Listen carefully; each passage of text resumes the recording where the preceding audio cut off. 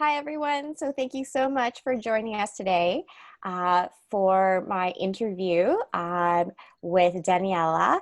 And we will be presenting a day in the life of a parent researcher, giving you some visual information as well as a company interview that I will do with our parent researcher.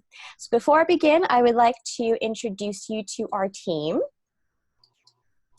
And so our team has three participants.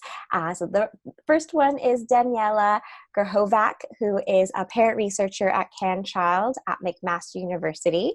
I'm Dr. Vivian Lee. I'm a postdoctoral fellow at the Offord Center for Child Studies, also at McMaster University. And the third member of our team is Sarah Izadi Najavab Adi, who is a PhD candidate at the Department of Rehabilitation Science at the University of British Columbia.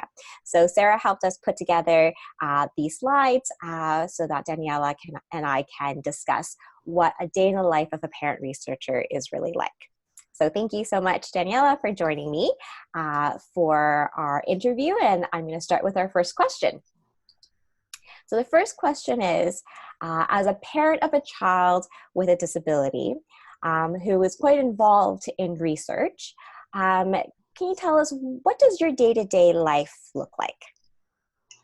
Well, first of all, hi everyone. And then, as you heard, my name is Danijela, and I'm a mother of a 16 years old son with a cerebral palsy. And he's level 5, which means that he's completely dependent on others. So it's 24/7 care for him. So it is a lot of work only there, but of course I have another son and husband, and I need to take care of my family. So there is how, my day looks a little bit crazy. I can't even make a list of what I do from the morning till the evening. But somehow at the beginning, maybe 5 years ago, when I got a call to join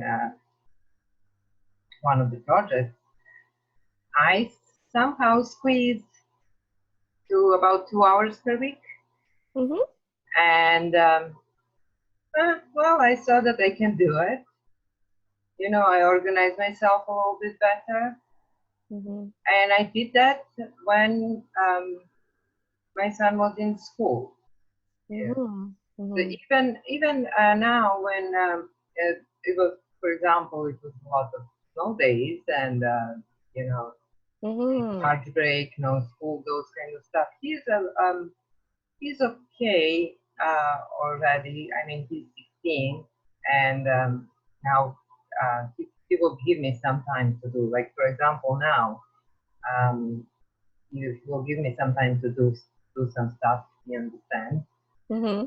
So I just organized my day a little bit better, and yeah, then I went from 2 hours per week to a little bit more. I even got a part-time job. Mm-hmm. So I think that worked for me very well, you know? Yeah. Yeah, thank you for sharing that. I think that's a good summary of what life is like for a parent researcher, right? Balancing a life, taking care of your family, yourself, as well as volunteering or working in research takes a lot of organization. Yeah. So the next question I have for you is, what was your general experience being involved in research? So tell me a little bit more about that. Well, you see, when I started, and the researcher that I worked with, actually, I believe that if she wasn't like that, I wouldn't be here as I am now, because she was so comforting and supportive, and she respected my time. Mm-hmm. You know, always gave me in advance, you know, sometimes to plan and organize.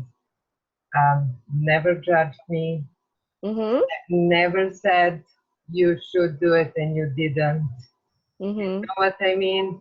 Even with, I remember she was helping me with, I supposed to write down my bio, and I said, oh, well, I'm not so, good in bragging about myself, but then she helped me do that. Yes. So that's a support. Yeah. And also, what is very, very important that the communication between us was like two-way street. Yep.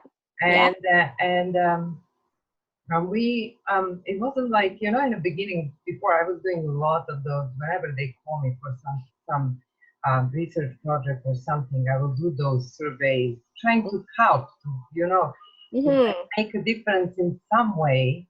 But I never heard back from the, outcomes or nothing. Yeah. This is a different, this is a involvement where you are there till the end. Mm-hmm. See the outcome. You know, Yes. you feel that you're making a difference. So yeah, Right. right.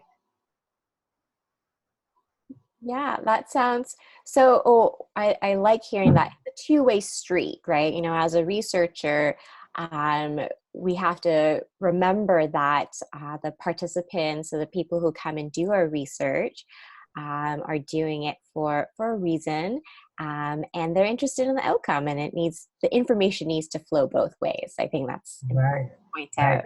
Very important. Yes. So, my next question I have for you is, what motivated you to continue participating in research? Okay, so you told me about how you got involved and it's a two-way street, but what other motivations do you have?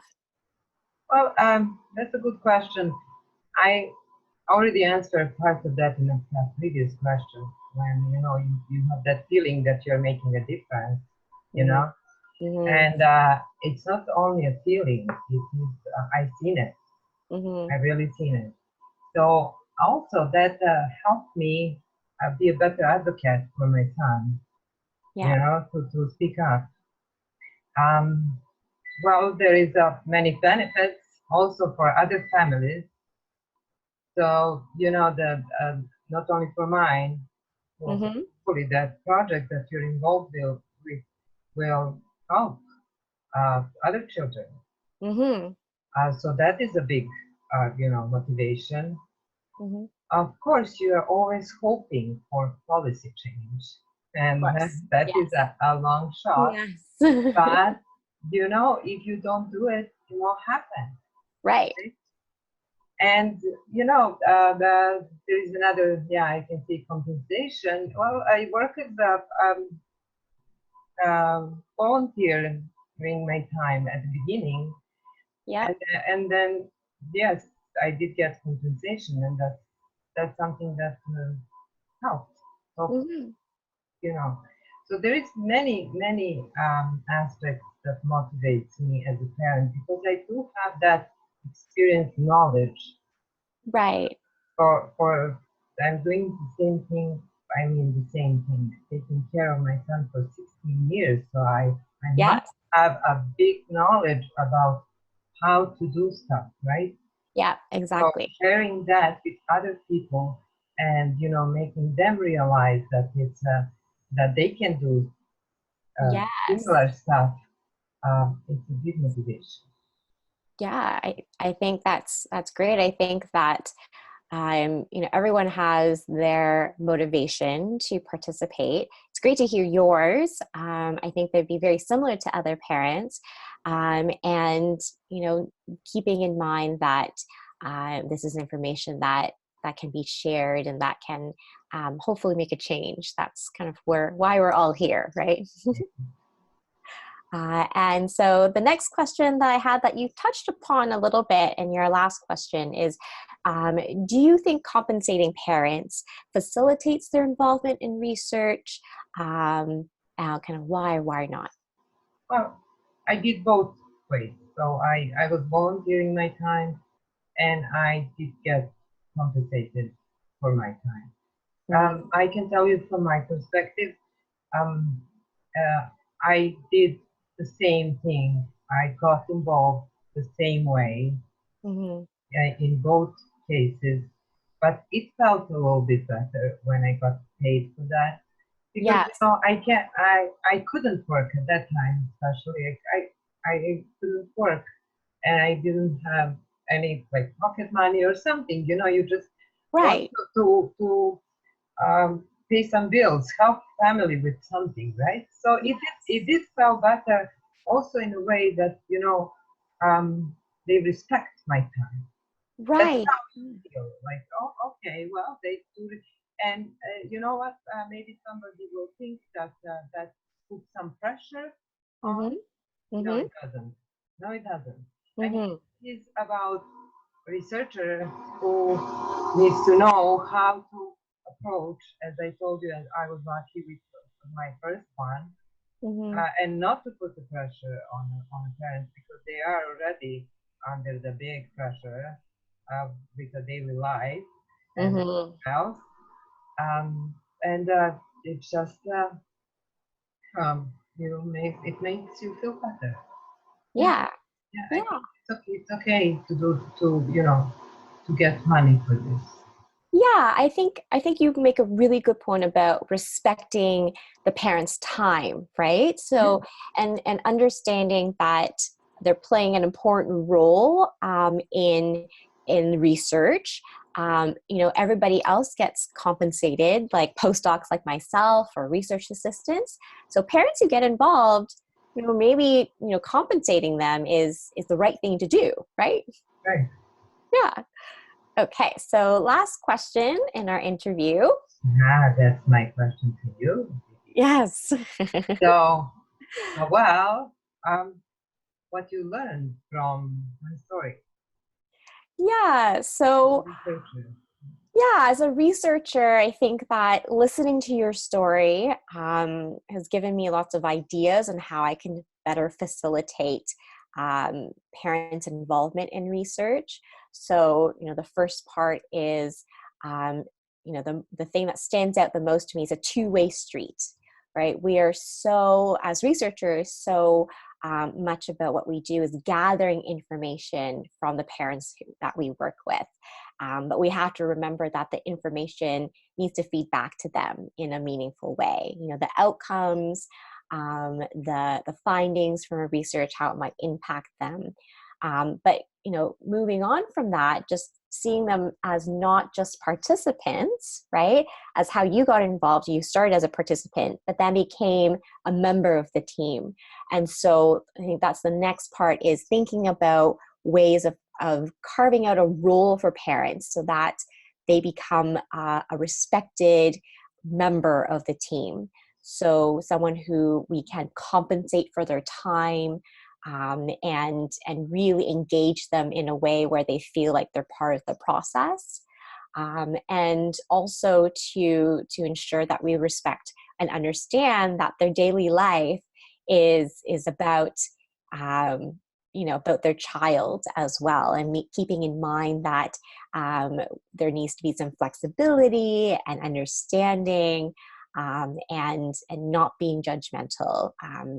Really treating them with respect, and making sure that we are as accommodating as we can be.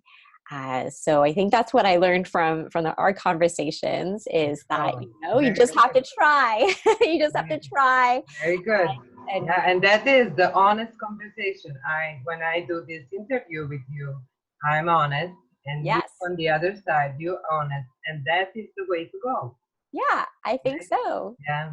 Yeah. Okay. Well, thank you everyone Yes, thank you, for everyone. watching and listening. Yes, Yeah. and thank you to you for answering my questions. Thank you, Vivian. Bye bye.